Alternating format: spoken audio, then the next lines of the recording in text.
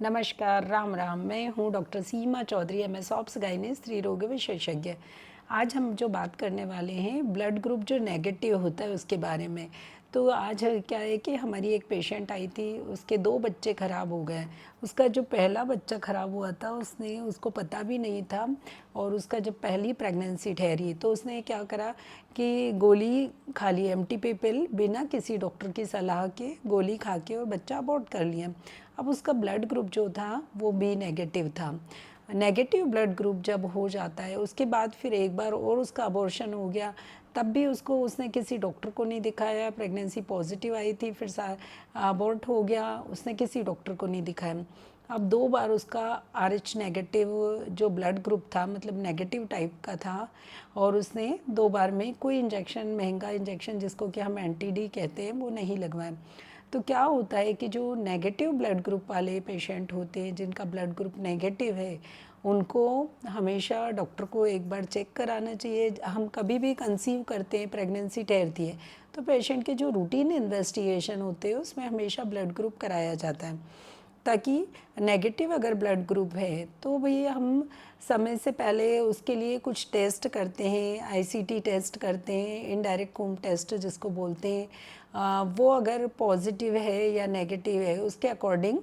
हम उसमें इंजेक्शन लगवाते हैं। अब क्या होता है, जिनका ब्लड ग्रुप नेगेटिव है, नेगेटिव ब्लड ग्रुप वाले जो पेशेंट होता है, अब उसमें जो बच्चा होता है, बच्चे का ब्लड ग्रुप अगर पॉजिटिव है, माँ का ब्लड ग्रुप नेगेटिव है, तो बच्चे से माँ के अंदर कुछ मात्रा में ब्लड जाता है, ब्लड जा सकता है। अब वो बहुत थोड़ा भी जा सकता है, 0.25 ml, और या तो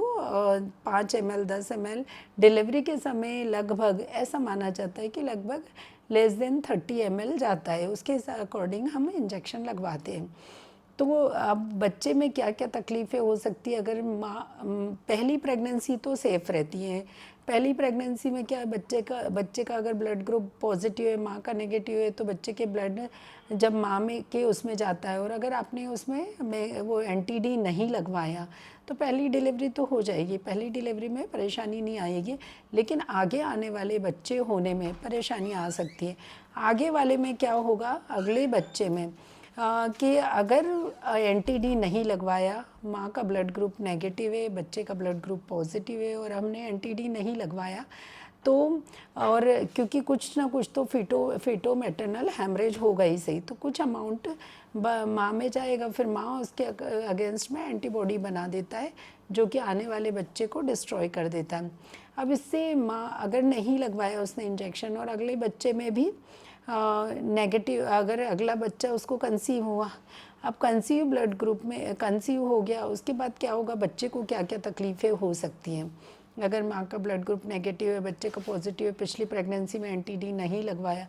तो बच्चा घूमना कम घूमने लगता है, डिक्रीज फीटल मूवमेंट बोलते हैं, बच्चा कम घूमने लगता है, बच्चे में हाइड्रोप्स फिटेलिस हो जाता है, बच्चे में सूजन आने लग सकती है, बच्चे को खून की कमी हो जाती है माँ के पेट में, ये जो है, और बच्चे का पेट में शांत भी हो जाता है, आईयूडी हो जाता है।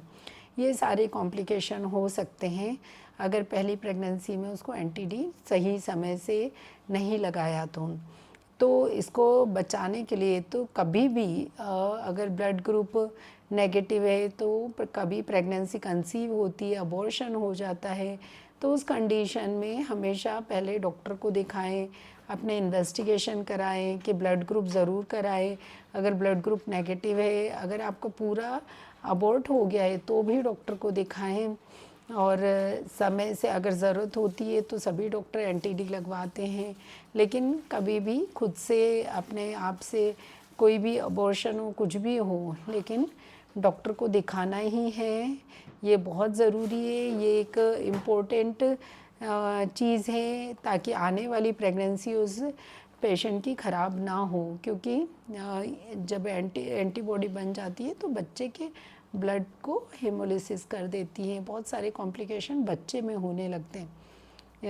इसलिए हमें बहुत ध्यान रख के समय से, जब भी जनरली हम कई बार 28 वीक्स पे आईसीटी कराते हैं, अगर नेगेटिव होता है तो हम एंटी-डी लगवाते हैं, डिलीवरी के बाद भी एंटी-डी लगवाते हैं, अगर बच्चे का ब्लड ग्रुप पॉजिटिव होता है तो